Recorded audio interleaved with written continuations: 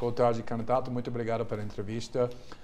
Uma teoria comum nesse ano na política brasileira é que a coisa mais importante nessa eleição, mais importante do que a ideologia, o partido, é essa diferença entre nova e velha política. Isso é porque a confiança das pessoas nas instituições da autoridade entrou em colapso tão severo que ninguém que parece ligado com o sistema antigo pode vencer.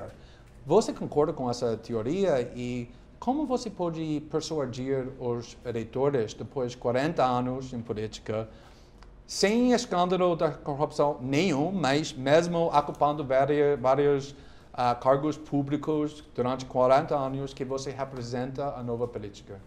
Essa versão publicitária, marketológica, é produzida em São Paulo pelo fenômeno Dória. Um velho político que foi presidente da Embratur no governo Sarney, dali saiu por corrupção e, enfim, filho de políticos, então inventou isso como uma interpretação esperta, é uma palavra negativa em certas dimensões. Esperta quer dizer o inteligente sem escrúpulos, não é? De entender essa repulsa do povo com o momento que o país está vivendo. Mas isso já muito rapidamente virou uma mentira. Ele próprio ajudou a desmistificar isso. E o que o povo brasileiro está procurando são respostas práticas para questões muito práticas, muito concretas, e que consultam a velhíssima questão pobres-ricos. Essa é a grande questão. Não que a gente precise opor necessariamente, mas o pacto distributivo no Brasil, o conflito distributivo no Brasil é o centro do debate. E aí a direita mais reacionária, mais fisiológica, mais clientelista, fica fazendo adjetivos para sair desta grande questão. Mas o atual líder das pesquisas, sem contar Lula, é Jair Bolsonaro, que não tem muitos programas específicos, mas para mim ele tem muitas semelhanças com Trump e Brexit e muitos partidos extremistas na Europa que estão crescendo rapidamente. O principal apelo é que eles estão ameaçando ou prometendo destruir totalmente o sistema político que o povo odeia. Você acha que esse sentimento também é significativo aqui no Brasil? E você é um político que vai mais proteger o sistema político ou vai ajudar a destruí-lo? Não, o sistema político brasileiro precisa ser destruído e criado um novo, porém politicamente. A linguagem da democracia é a política. O que o Bolsonaro é talvez o outro exemplo daquilo que eu estava dizendo na pergunta anterior. Bolsonaro é deputado no Brasil há 28 anos.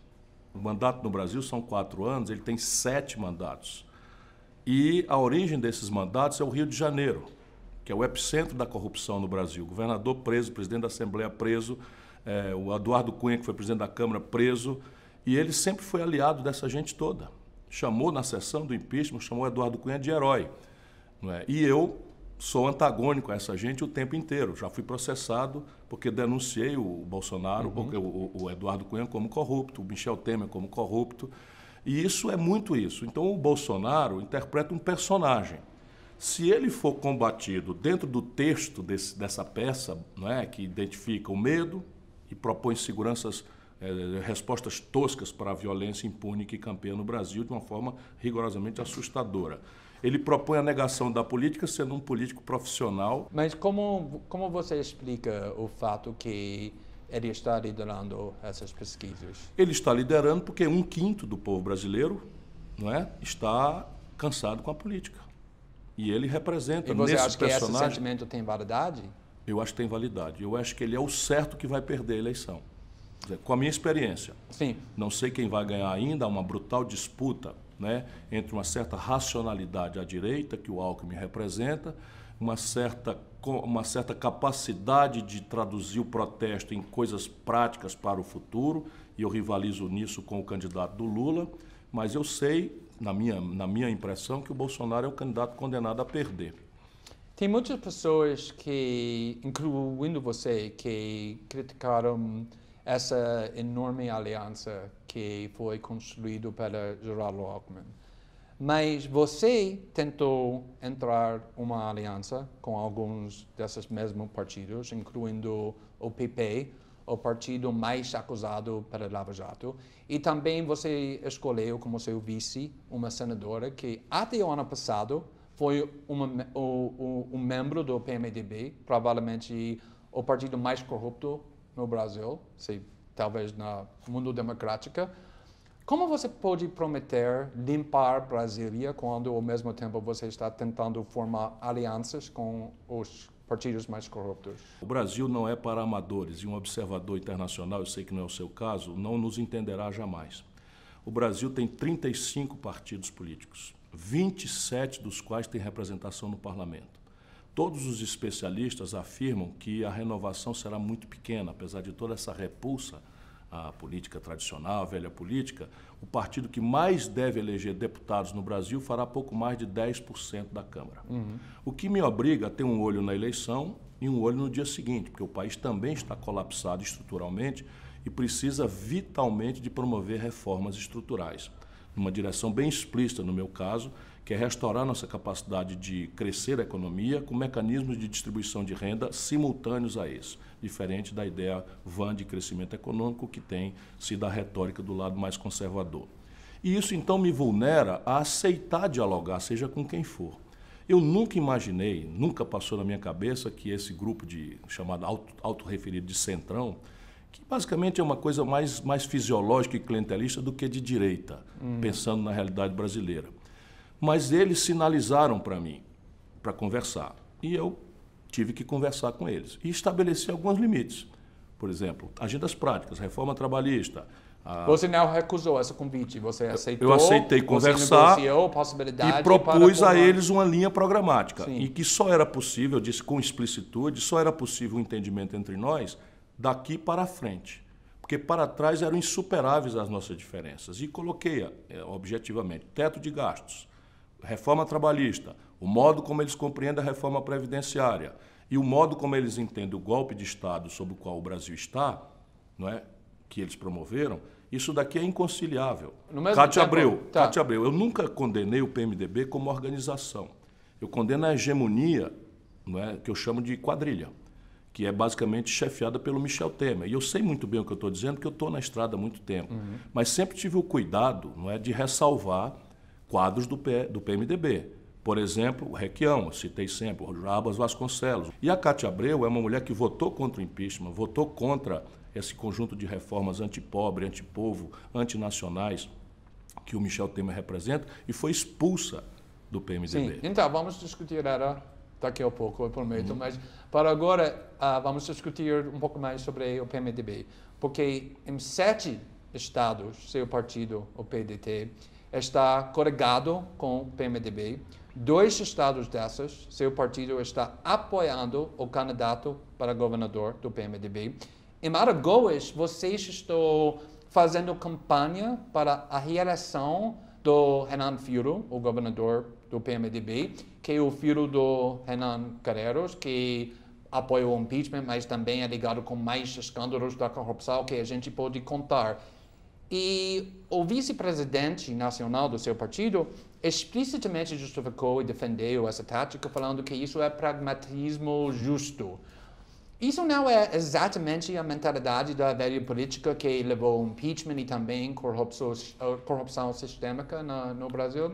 Não necessariamente, mas eu me sinto constrangido com certas questões, com certas notícias que aconteceram. Entretanto, eu posso relativizar isso, não concordando, eu já confessei, quero dizer de novo, que me constrange algumas notícias. A pior de todas é Alagoas. Menos pelo Renan Filho, que não deveria estar obrigado a pagar pelo Renan pai. Entendi. Né? Você também apoia o Renan Filho para governador, como seu partido, ou não? Não tenho a menor vontade de frequentar esse palanque. Enfim, mas compreendo os companheiros de lá. Mas só para ser totalmente claro, você é contra, pelo menos, partes dessa estratégia do seu partido? Sou, completamente. Eu tenho no meu estado essa contradição. No meu estado não houve aliança, mas há uma espécie de entendimento sem aliança, sem formalizar, não vão estar juntos. E eu simplesmente anunciei no meu estado que eu sou contra essa aliança. Então vamos discutir seu vice, como eu prometi que vamos fazer. A senadora Cátia Abreu. Ela, primeiramente, não é só contra o aborto e apoia a lei agora, mas mesmo em casos de anencefalia, então ela quer tornar a lei atual mais restritiva. Também, em entrevista à Folha este mês, ela defendeu a facilitação do porte de armas. Ela afirmou em 2007 que a lista da suja do trabalho escravo era um tribunal de exceção. A campanha dela, em 2014, recebeu R$500 mil de uma empresa flagrado com trabalho escravo, e o próprio irmão da senadora também teve seu nome na lista. Ela é uma defensora dos interesses da agroindústria, por exemplo, agrotóxicos. Então, eu sei que você não pode concordar com todas as posições do seu vice, eu sei disso. E também eu sei que você já disse que era mais conservadora do que você, e por causa disso você escolheu ela, porque a esquerda aqui não pode governar. Entendo tudo isso. Mas, no mesmo tempo, você passou os últimos 2, 3 anos culpando o Lula por colocar o Temer e Cunha na linha da secessão. Então, como pode justificar botar uma política com essa história na segundo lugar na linha da secessão? Quem conhecer a história da Cátia Abreu fora desses estereótipos e dessas simplificações, que não é o seu caso, que trabalha a pesquisa... Alguma coisa foi falsa? Não, mas assim, condená-la porque o irmão está numa lista de coisas é uma ilação, não é? Que tudo bem. Então lá vamos para as castas familiares. Então o camarada que utiliza trabalho escravo ou matou alguém vai me contaminar. Aí é um pouquinho complicado, embora guarde coerência com uma visão que eu não vou esconder. Eu escolhi a Cátia Abreu por isto. Então eu preciso assumir e explicar para as pessoas. Primeiro, Cátia Abreu ficou viúva com 25 anos de idade, com um filho na barriga e 2 crianças para criar. Assumiu imediatamente a tarefa, com 25 anos, de criar sua família. Vem deputada federal, vem senadora 2 vezes, vem ministra da Agricultura e Pecuária. E nessa condição, dá para olhar, eu só tenho orgulho da trajetória dela. Qual é a minha censura ao Temer? É porque ele é conservador? Não. Eu tive muito entusiasmo, até hoje lembro com grande saudade, do vice que o Lula escolheu para si, que era o Zé Alencar, um dos maiores empresários brasileiros, da Coteminas, que também foi acusado de trabalho escravo, em condição análoga de escravo. E eu conheço o Zé Alencar. O Zé Alencar é uma figuraça extraordinária. E não é porque ele é conservador que o Temer é conservador, é porque o Temer é corrupto. O Lula escolheu o Temer, eu e o Lula sabíamos que o Temer era corrupto. E corrupto na presidência da República, um corrupto notório, é uma coisa que choca qualquer pessoa. Não tem nenhuma corrupção da Cátia Abreu? Essa história, zero. Defendendo... Nunca respondeu por nada mal feito, etc, etc. Se você olhar, a legislação brasileira permitia que a contribuição empresarial fosse legítima e legal. Todos nós, eu não estou falando eles, todos nós recebemos. E, por regra, a corrupção no Brasil está encastelada na iniciativa privada. Mas isso não quer dizer, não é, que porque aquela empresa amanhã foi flagrada na picaretagem, que o fato dela ter financiado uma campanha obriga você a ter solidariedade com isso. Numa civilização minimamente respeitosa das franquias democráticas, é a denúncia, é o inquérito, a devida apuração do contraditório, a ampla defesa, é a presunção de inocência. Ela não responde por nada. Mas porque quando eu entrevistei o Lula e também o Dilma, eu perguntei a mesma coisa. Como você pode formar uma aliança com o PMDB? Não é a sua culpa que o Temer e Cunha estão com poder? Para mim, eles responderam com esse mesmo argumento. Não, eu sei que você... Estou vendo uma diferença. Eu estava lá. Mas não, eu estou fazendo... Olha, não podemos governar sem os partidos centristas. Isso é mentira. A diferença para você é Cátia está sem corrupção e decência e espírito público. E, basicamente, compromisso com o projeto que eu estou defendendo. O Brasil não vai sair dessa encalacrada estrutural sem um projeto nacional de desenvolvimento que associe concretamente os interesses da produção, que a Cátia, para mim, representa brilhantemente, com os interesses do mundo do trabalho, que eu tenho mais instantâneo reconhecimento como representante. Em quase todas as entrevistas que eu vejo com você, os jornalistas fazem a mesma pergunta com você. sobre o que eles chamam seu comportamento. E temperamento. Para mim, exatamente. E para mim parece que quase eles estão exigindo que você promete que você está melhorando com isso, que agora você é mais bem comportado, mais gentil, mais comportado, mais educado. Às vezes, para mim, parece como você está prometendo isso. Ah, já melhorei, pensei sobre isso.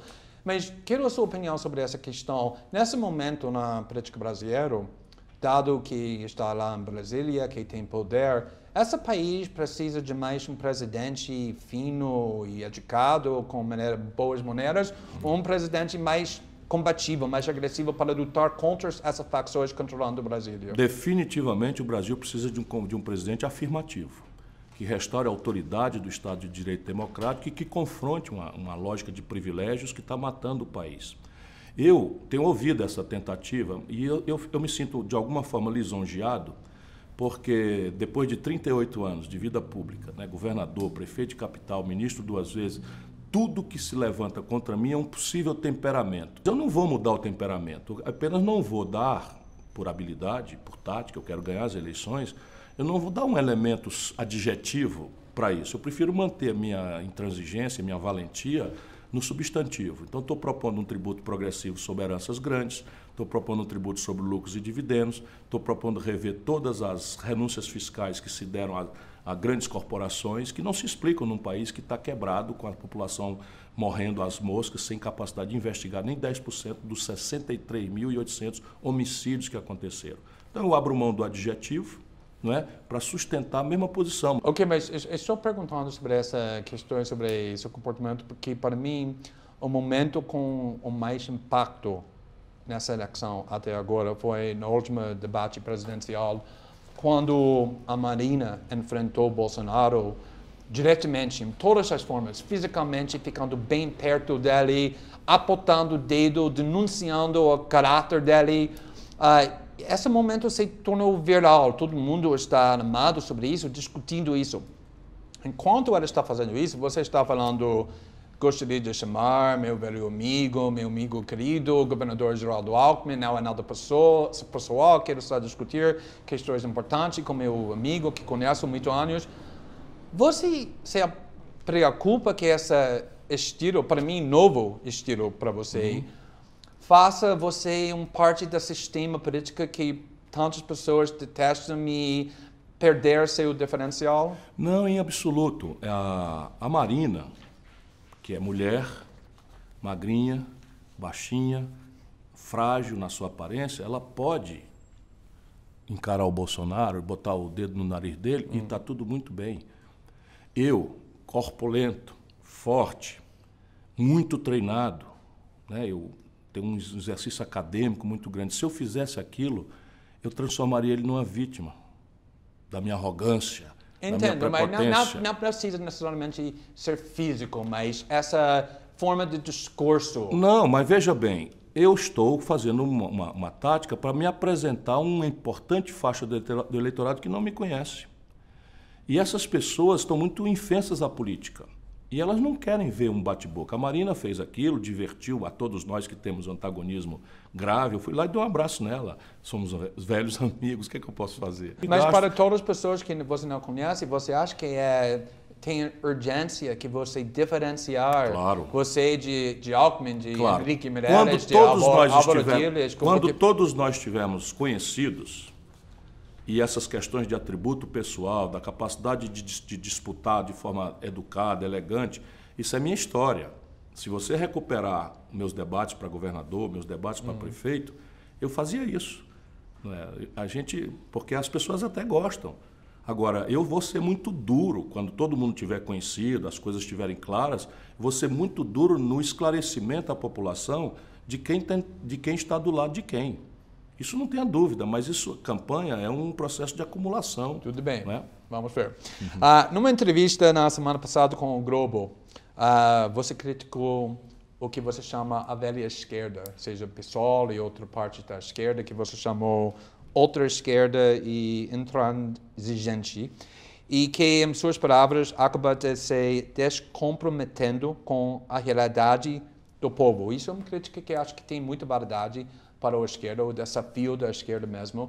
Mas o exemplo que você deu sobre isso era a política de drogas. E você reclamou especificamente que cada vez que você visita Rio de Janeiro e se encontra com ativistas políticos, você disse isso, que eles querem exigir de mim compromisso de descriminalização de drogas, porque eu gosto de fumar minha maconha. Nenhum problema, meu patrão, mas eu quero ser presidente do Brasil e não guru de costumes. Você disse isso, e eu quero perguntar sobre isso.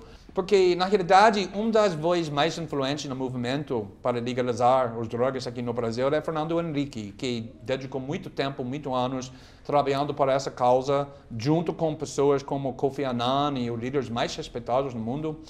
Você acha que Fernando Henrique faz isso porque ele quer fumar maconha ou porque ele reconhece que essa política da criminalização das drogas cria consequências bem graves e sérias para vários aspectos da sociedade brasileira? A política de criminalização das drogas, a guerra às drogas, é uma política fracassada. Minha opinião nunca foi omitida sobre este assunto. A questão básica, Glenn, é que nós estamos num processo eleitoral no Brasil, aqui e agora. O presidente da República não tem atribuição para resolver isso. Ele pode colocar o peso da sua liderança, mas sabe qual é a chance de uma iniciativa do presidente da República dirimir essa questão? Zero. Eu sei, mas você está zombando essa preocupação não é como zombando. Alguma coisa pequena. O problema é que as pessoas tomam a minha opinião pela parte publicada delas. Então eu estou começando aqui dizendo exatamente de acordo consigo. Agora o Fernando Henrique presidiu o Brasil 8 anos. Sim. Por que ele não fez? É uma questão importante. Que é só uma questão simples e trivial. Ele não fez na campanha para não ferir o conservadorismo dos cristãos, evangélicos, católicos, que tem esse assunto como um assunto tabu. Tudo bem. E ele não fez isso no governo porque o Fernando Henrique é um demagogo. Tudo bem, mas você concorda com essa posição que para problemas bem sérios aqui no país, violência, segurança pública, abuso da polícia, a operação de prisioneiros, o sistema de racismo, botando muitos jovens negros na prisão, é muito ligado com essa questão da criminalização das drogas. Não é só um sobre equívoco. quem quer fumar É um equívoco. Hoje, o usuário de droga no Brasil já não tem mais nenhum problema com a lei. Isso já está dado. E não foi porque nós inovamos legislativamente, é porque o judiciário fixou, né, que portadores, usuários, etc., não são presos. Mas está botando pessoas na presa que estão vendendo os então, vamos lá. Sobre isso eu tenho falado muito repetidamente. Eu acho um grosseiro equívoco o encarceramento de jovens, porque são pequenos traficantes, que, na verdade, os grandes traficantes oferecem para a polícia matar ou fazer flagrante, estatística, etc., ou, quando são presos, viram o exército de reserva do verdadeiro problema brasileiro, que é o narcotráfico e as facções criminosas. Então, isto daqui, o encarceramento, para mim é claro. Nós temos que acabar com isso.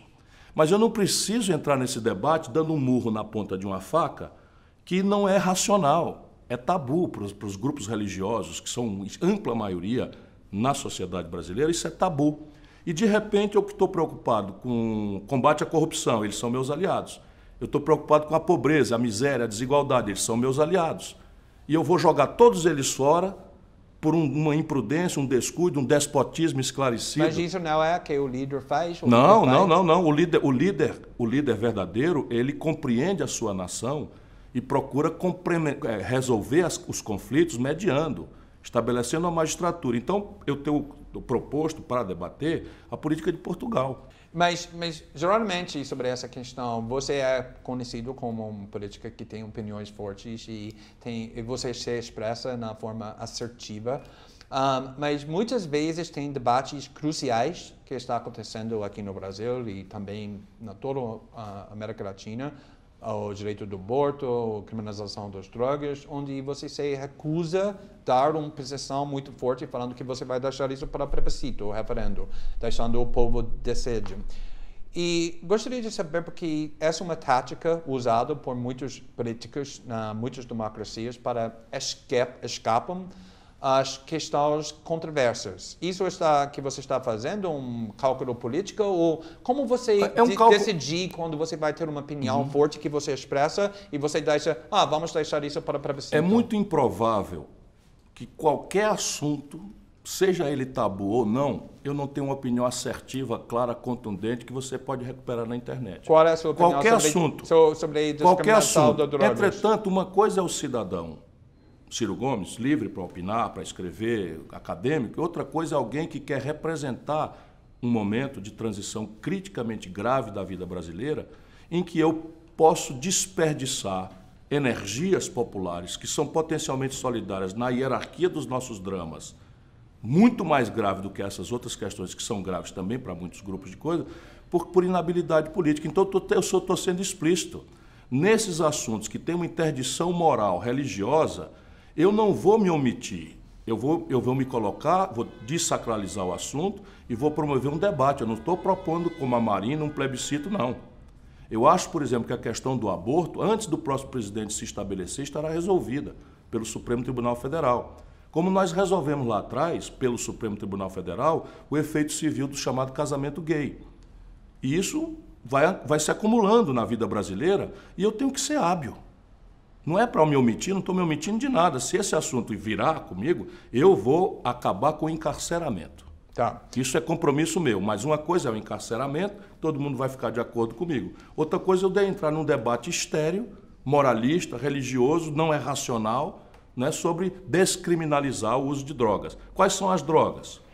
Vamos descriminalizar a maconha, que é só o que eles querem. E a cocaína? E o Portugal fez para todos. E o crack? Eu sei. Mas veja bem, o Brasil não é Portugal. Esse é o modelo melhor que eu estou colocando como minha proposta no meu programa de governo. O modelo de Portugal. Mas o Brasil não é Portugal. Então, você está falando que você é contra a descriminalização para todas as drogas ou você é a favor? Eu não estou convencido. Acho que a maconha é irrelevante. Acho que não precisava ser crime. Mas essas drogas químicas pesadas, eu tenho muita dúvida se descriminalizar é a solução. Sabe por quê? Eu não conheço um precedente onde funciona. Você acha que como a tolerância zero também não tem precedente de funcionar. Mas você acha que a guerra às drogas está melhorando Acho ou que ela está perdida, está piorando.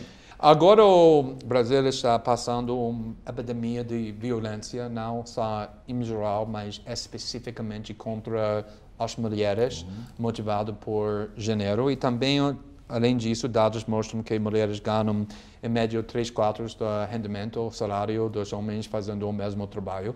E quando outros candidatos presidenciais estão questionando sobre esses problemas, para mim, eles respondem em uma forma muito vaga, como eles nunca pensaram sobre esse problema, nunca ouviram que esse problema existe. Mas seu programa tem a igualdade de gênero como um dos pontos centrais.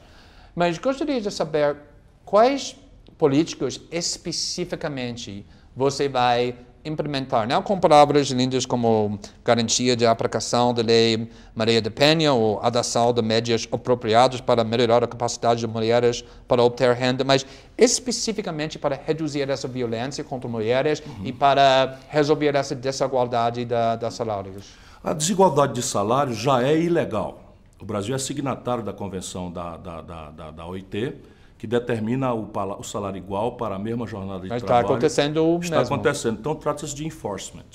E quem faz esse enforcement é o Ministério do Trabalho. A fiscalização, comigo, é assim, vai pagar salário igual, e isso é, sim, tarefa do Estado promover. Ao contrário do que diz o Alckmin, o Bolsonaro e outros liberaloides brasileiros. Vai pressionar as empresas, mas você acha que... Fiscalizar e multar. Mais do que pressionar, fiscalizar e multar, porque isto é ilegal.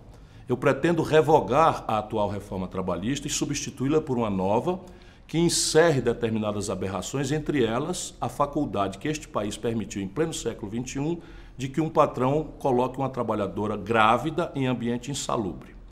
Já não tenho a mesma segurança do que fazer para especificamente olhar, sob o ponto de vista de gênero, para o crime contra as mulheres. É uma tendência assustadora que está acontecendo no Brasil, mas é uma tendência ainda, não são números absolutos tão graves quanto o morticínio de jovens, pouco importa o gênero aqui, mas são quase sempre homens, né? A questão do feminicídio, que é a morte da mulher pela circunstância de ser mulher e normalmente por amor antigo, frustrado, um namorado, um marido, etc. E sobre isso, que é Pois é, especificamente? francamente, eu estou desafiando os acadêmicos a me oferecerem alternativas mais práticas, porque eu também gosto de ser muito prático. Quando os meus assessores começam, eu digo, não quero saber de palavrório, porque eu sou um invivido, eu preciso entregar as coisas práticas. E eu confesso, no momento em que lhe falo, que a única providência que surgiu até agora que eu vou tomar é mudar a legislação brasileira para permitir, já na instância policial, ou seja, o delegado ou o escrivão de polícia, promover, antes de autorização judicial, as medidas de proteção e segregação. Então, determinar que o marido ou o namorado que ameaçou não se aproxime mais do que 500 metros, hoje precisa de uma autorização judicial. É importante para financiar mais os abrigos que protegem as mulheres que estão sendo ameaçadas. Isso é fácil, mas isso é depois da violência acontecida. Sim. Isso é depois. Nós no Ceará nós temos casa de passagem, etc, etc. Mas nós precisamos estancar na origem. E eu realmente ainda estou estudando, porque a única providência prática que eu achei em toda essa consulta que eu faço é essa de permitir com mais agilidade que o delegado determine medidas de segregação para confinar ou atenuar o risco antes de que aconteça. Isso é uma coisa que já está decidida por mim.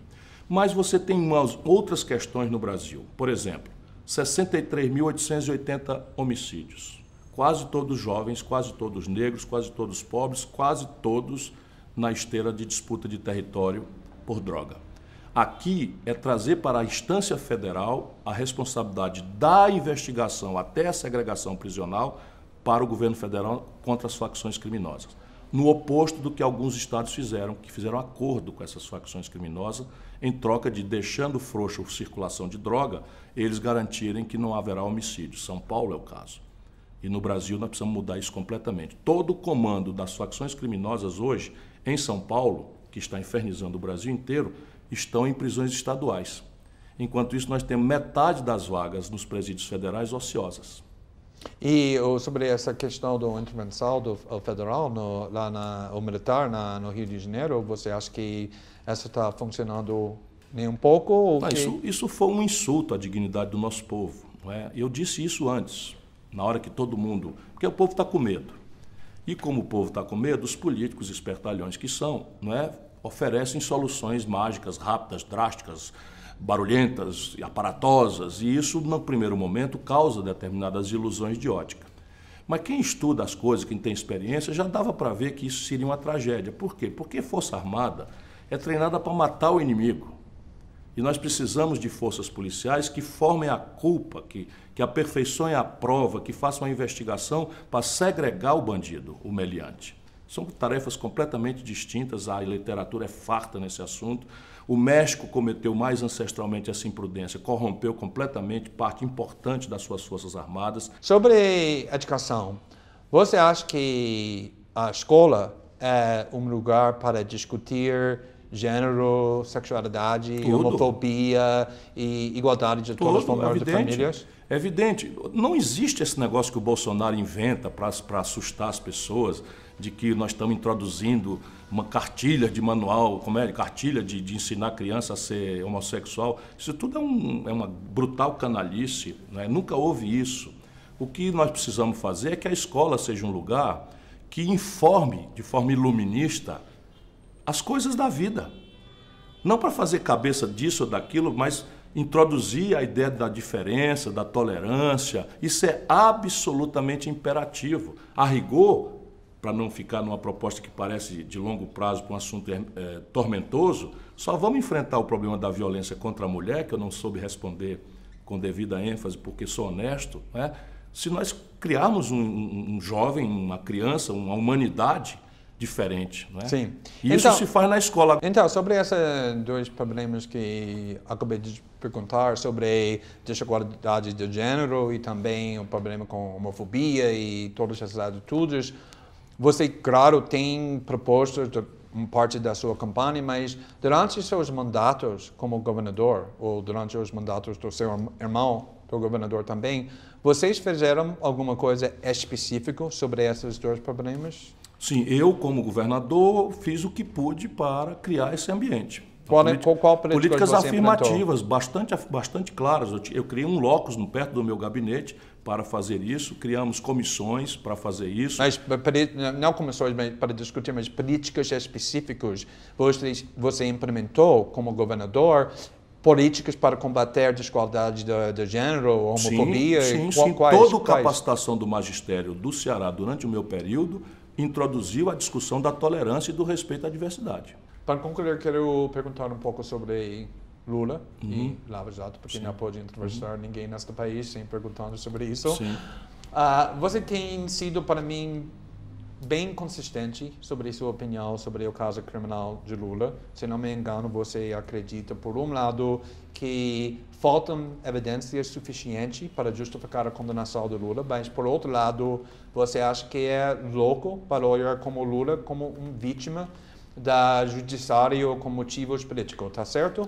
Perfeito. Coisa que não estou entendendo sobre a sua posição, não estou entendendo sinceramente.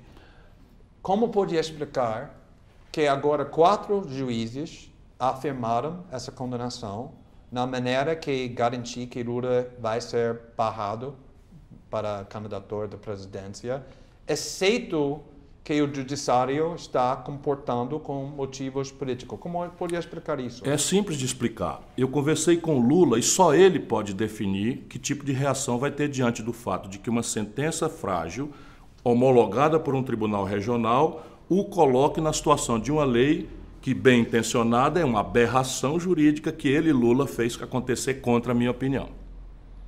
Tá. Veja bem, deixa eu explicar. Tá. Então, se o paciente se sente vítima de uma trama golpista, marginal à lei, envolvendo organicamente o judiciário, na América Latina, você denuncia e vai para o exílio, vai para a embaixada, levanta o povo. Não, a opção do Lula, pessoalmente, foi recorrer. O recurso supõe a crença no sistema.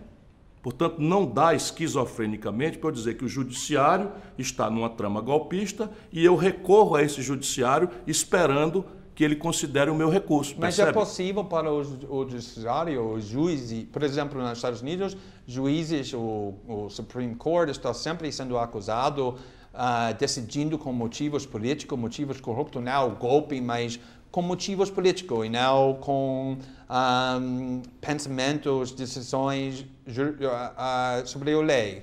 Isso é possível aqui, que não gosto do discurso que o Lula é vítima do golpe do judiciário, mas que ele está se comportando com motivos políticos. O judiciário brasileiro está completamente fora das suas atribuições. O Ministério Público brasileiro passou de qualquer razoabilidade.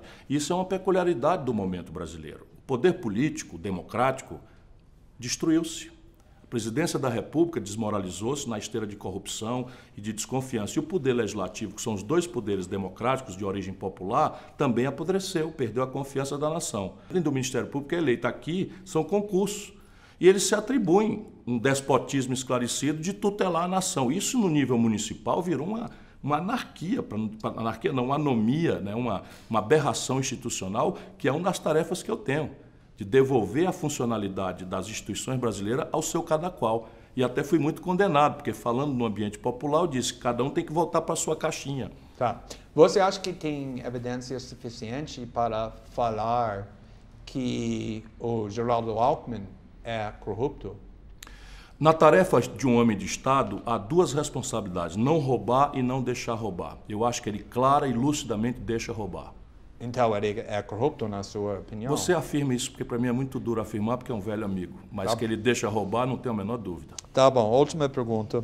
Até agora você se recusa para falar se você usaria o poder de indulta em favor de Lula, se você se tornar presidente, porque você disse que não é certo para dar uma opinião sobre isso até ele completa todos os recursos. Isso não estou entendendo. Já sabemos a evidência que o Sérgio Moro apontou para justificar a condenação. Agora tem um tribunal que afirmou essa condenação, por que você não pode falar simplesmente se usaria o poder indulto se Lula perder no Por último passo? por duas razões. A primeira é que o Lula não quer isso, porque o Lula está no meio de um itinerário de recursos em que restam a ele duas apelações.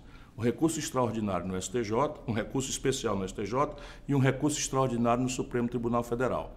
Portanto, qualquer pessoa que anunciar um indulto está supondo, a premissa do indulto é o trânsito em julgado, então eu estaria supondo publicamente, sendo um adversário cordial, mas um adversário da estratégia deles, que o Lula vai ser condenado nas duas instâncias, como eu até acredito que vai ser mesmo, né? Porque não há muita margem a partir do que eles estão fazendo, é esquizofrênico você pegar uma multidão de militantes seus e ir para a porta de um tribunal. Isso é república de banana. Ou você não acredita na instituição e cumpre seus ritos, ou você não acredita na instituição e vamos à luta, como eu me propus lá na data própria. A outra razão é que cada vez que eu, de boa fé, pretendi ajudar o Lula, eu fui agredido, insultado violenta e traiçoeiramente pela cúpula do PT. Mas você estava criticando o Lula muito duramente o último ano também. Eu duvido que você encontre uma crítica pessoal ao Lula. Eu critico o comportamento. Vamos agora. Você acha correto? Você acha correto? Até as pedras do caminho sabem, se o saber comum, se o senso comum for correto, que o Lula não será candidato. Se ele não será candidato, como é que se explica essa fraude que ele está patrocinando? Não, mas estou falando, essas palavras são muito duras. Sim, mas isso é uma fraude. As pessoas precisam entender, porque eu conheço o povo. O povo brasileiro tem uma gratidão, tem ódio, muitos têm ódio, mas um povo mais pobre, mais humilde, tem uma gratidão, um respeito, um carinho pelo Lula. E o que eles estão fazendo com isso? Eles estão incitando essa população com uma mentira de que o Lula vai ser candidato, mexendo com tudo quanto é de chicana jurídica, para chegar lá na frente, criar uma comoção e o Lula indicar uma nova Dilma, uma pessoa que não tem liderança, que não tem experiência, que acabou de perder. Espera um pouquinho. O meu amigo, acabei de apoiá-lo, não faz 2 anos, candidatou-se a prefeito de São Paulo no cargo e perdeu, não foi para o Dória, que é um farsante, no primeiro turno, ele perdeu para nulo e branco. Tirou 16% dos votos. Como é que alguém acha que um camarada desse, com 15 dias da eleição, vai virar presidente? Se isso der certo, não dá certo. Sabe por quê? Porque se é um presidente desse tamanhinho, que vai passar para a sociedade a necessidade de sair de Brasília em hora de tensão e consultar o Lula no presídio em Curitiba. Isso destrói um país. Não é possível. Isso é crítica ao Lula? Isso é crítica política. Então, candidato, mais uma vez, muito obrigado pela entrevista. Muito obrigado. Eu disse a você em off e vou dizer em on. Você devia ajudar um pouco o jornalismo brasileiro a ser mais profissional. Parabéns pela qualidade das questões. Muito obrigado.